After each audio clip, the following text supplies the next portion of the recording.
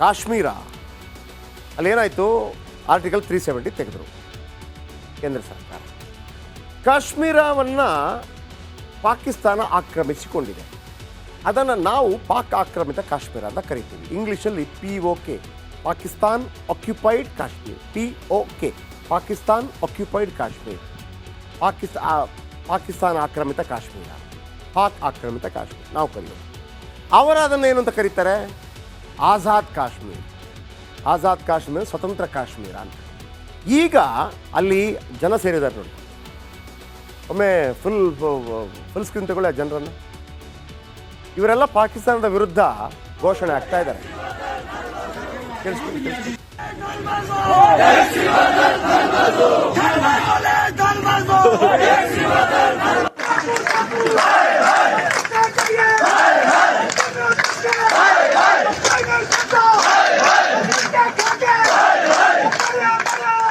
ನೋಡಿ, ಇವರೆಲ್ಲರೂ ಕೂಡ ಇಲ್ಲಿಯ ನಾಗರಿಕರು, ಪಾಕಿಸ್ತಾನ್ ಆಕ್ಯುಪೈಡ್ ಕಾಶ್ಮೀರ್ನ ನಾಗರಿಕರು ಭಾರತದೊಂದಿಗೆ ವಿಲೀನಗೊಳ್ಳಲು ಮುಂದಾಗಿದ್ದಾರಂತೆ. ನಮಗೆ ಪಾಕಿಸ್ತಾನಲ್ಲಿ ದೌರ್ಜನ್ಯ ಮಾಡ್ತಾ ಇದೆ, ನಮಗೆ ದಯವಿಟ್ಟು ಭಾರತದೊಂದಿಗೆ ನಮ್ಮನ್ನು ಸೇರಿಸ್ಬಿಡಿ. ದಿನಕ್ಕೆ ಡಿಮಾಂಡ್ ಜಾಸ್ತಿ ಆಗ್ತಾ ಇದೆ. ಗೊತ್ತಿಲ್ಲ, ಇದು ಇವತ್ತೆಲ್ಲ ನಾಳೆ ಭಾರತಕ್ಕೆ ಮತ್ತೆ ಸೇರ್ಬೋದು.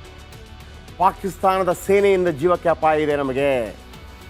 ಬ್ರಿಟನ್ನಲ್ಲಿ ನೆಲೆಸಿರೋ ಪಾಕಿಸ್ತಾನ ಆಕ್ರಮಿತ ಕಾಶ್ಮೀರದ ನಿವಾಸಿ ಅಜ್ಮತ್ ಅಯೂಬ್ ಮಿರ್ಜಾ, ಅಂದರೆ ಇವರೆಲ್ಲ ಹೋಗ್ಬಿಟ್ಟು ಲಂಡನ್ನಲ್ಲಿದ್ದಾರೆ. ಪಾಕ್ ಆಕ್ರಮಿತ ಕಾಶ್ಮೀರದ 100 ಜನರು ಪ್ರತಿದಿನ ನನಗೆ ಮಾಹಿತಿ ಕೊಡ್ತಾ ಇದ್ದಾರೆ.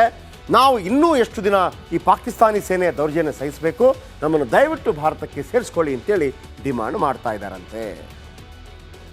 ಏನಿದು, ಯಾಕೆ ಈ ಪ್ರಾಬ್ಲಮ್ ಇವರಿಗೀಗೆ? ನಾನು ಹೇಳಿದ್ನಲ್ವಾ, ಕಾಶ್ಮೀರದ ಜಗಳಗಳಾದಾಗ ನೆಹರು ಅವರು ವಿಶ್ವಸಂಸ್ಥೆಗೆ ಹೋದ ಕಾರಣಕ್ಕಾಗಿ ಅಲ್ಲೇ ನಿಂತೋಯ್ತು. ಎಲ್ಲೆಲ್ಲಿ ಶಿಮ್ಲಾ ಒಪ್ಪಂದವನ್ನು ಮಾಡಿಕೊಂಡು ಅಲ್ಲೇ ಮ್ಯಾನೇಜ್ ಮಾಡ್ಕೊಂಡ್ಬಿಟ್ವಿ ನಾವು. ಇನ್ನು POK ದುಸ್ಥಿತಿ, ಪಾಕ್ಗೆ ಪ್ರೀತಿ. ಪಾಕಿಸ್ತಾನಿ ಆಡಳಿತಗಾರರು POKಗೆ ಒಂದು ಹೆಸರಿಟ್ಟಿದ್ದಾರೆ. ಪಾಕ್ ಆಕ್ರಮಿತ ಕಾಶ್ಮೀರವನ್ನು ಅವರು ಆಜಾದ್ ಕಾಶ್ಮೀರ ಅಂತ ಕರೀತಾರೆ. ಅಷ್ಟೇ. ಈ ಗಡಿ ಪ್ರದೇಶಗಳು ತುತ್ತಾಗತ್ತಲ್ಲ, ಆ ಪ್ರಾಬ್ಲಮ್. ಅಲ್ಲಿ ಒಂದು ನಯಾ ಪೈಸೆ ಏನೂ ಮಾಡಿಲ್ಲ. POK ಜನರ ಸ್ಥಿತಿ ಜೀತದಾಳುಗಳಿಗಿಂತ ಕಡೆಯಾಗಿದೆ. ಅವರು ಮನುಷ್ಯರೇ ಅಲ್ಲ. ಸ್ವಾತಂತ್ರ್ಯದ ಹೆಸರಲ್ಲಿ ದೌರ್ಜನ್ಯ ಎಸಗ್ತಾ ಇದೆ ಪಾಕಿಸ್ತಾನ ಸೇನೆ. ಅದನ್ನು ಹೇಳೋರಿಲ್ಲ, ಕೇಳೋರಿಲ್ಲ. ಪಾಕಿಸ್ತಾನಿ ಸೇನೆ ಸರ್ಕಾರ ಹೇಳಿದಂತೆ ಕೇಳಿದರೆ ಮಾತ್ರ ಜೀವನ. ಅಂದರೆ ಅಲ್ಲಿ ಸೇನೆ ಇದೆಯಲ್ಲ, ಅಲ್ಲಿ ಮುಖ್ಯಮಂತ್ರಿಗಳನ್ನೇ ಕೇರ್ ಮಾಡಲ್ಲ. ಅಲ್ಲಿ ಜಿಯಾವುಲ್ ಹಕ್ ಇದ್ದ, ಆಮೇಲೆ ಪರ್ವೇಜ್ ಮುಷರಫ್ ಇದ್ದ, ಅಲ್ಲಿ ಪ್ರಧಾನಮಂತ್ರಿಗಳು ಯಾರು, ಆಮೇಲೆ ಸೇನೆ ಏನು, ಎಲ್ಲವೂ ಈ ಥರ. ನಿಜ ಹೇಳಬೇಕು ಅಂತಂದರೆ POK ಜನರಿಗೆ ದಿನಕ್ಕೆ 2 ಬಾರಿ ಊಟ ಸಿಗ್ತಾ ಇಲ್ಲ. ಅದಕ್ಕೆ ಆ ಜನರು ಹೊಚ್ಚಿಗೆದ್ದಿದ್ದಾರೆ. ವಿದ್ಯುತ್ ಬಿಲ್ ಹೆಚ್ಚಳ ಮಾಡಿದ್ದಾರೆ. ಮನೆ ನಿರ್ವಹಣೆ ಕಷ್ಟ ಆಗ್ತಾ ಇದೆ. ನಿಜ ಹೇಳಬೇಕು ಅಂತಂದರೆ ಪಾಕಿಸ್ತಾನದಲ್ಲಿ ದುಡ್ಡೇ ಇಲ್ಲ. ಅಲ್ಲಿ ನವಾಜ್ ಶರೀಫ್ ಒಂದು ಮಾತನ್ನು ಹೇಳಿದರು, ನಾವು ಎಲ್ಲಿದ್ದೀವಿ ರೀ, ಅವ್ರು ಎಲ್ಲಿಗೋದ್ರು ಭಾರತ, ನಾನು ಕೂಡ ನರೇಂದ್ರ ಮೋದಿ ಥರ ಆಡಳಿತ ಕೊಡ್ತೀನಿ ಅಂತ ಹೇಳಿದರು. ಆದರೆ POK ಜನರಿಗಾಗಿ ಭಾರತೀಯರ ಮನ ಮಿಡಿತಾ ಇದೆ. POK ಜನರ ಆಶೋತ್ತರಕ್ಕೆ ಸ್ಪಂದಿಸಲು ಇದೀಗ ಭಾರತ ಮುಂದಾಗಿದೆ. POKಯನ್ನು ವಿಲೀನಗೊಳಿಸಲು ಕಾಯ್ತಾ ಇದೆ ಭಾರತ. ಬಹುಶಃ ಗೊತ್ತಿಲ್ಲ ನರೇಂದ್ರ ಮೋದಿ, ಅಮಿತ್ ಶಾ ಇಂಥ ನಿರ್ಧಾರಗಳನ್ನು ಹೆಂಗೆ ಕೈಗೊಳ್ತಾರೋ.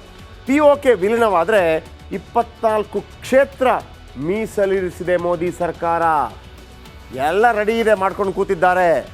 ಆಮೇಲೆ ಒಂದು ಆಶಾಭಾವನೆ ಕೂಡ ಇದೆ, ಇವತ್ತಲ್ಲ ನಾಳೆ POK ಭಾರತಕ್ಕೆ ಸೇರುತ್ತೆ ಅನ್ನುವಂಥದ್ದು. ಈಗ ಒಂದು ಬ್ರೇಕ್ ತಗೊಳ್ಳೋಣ. ನಿಮ್ಮ ಮಕ್ಕಳು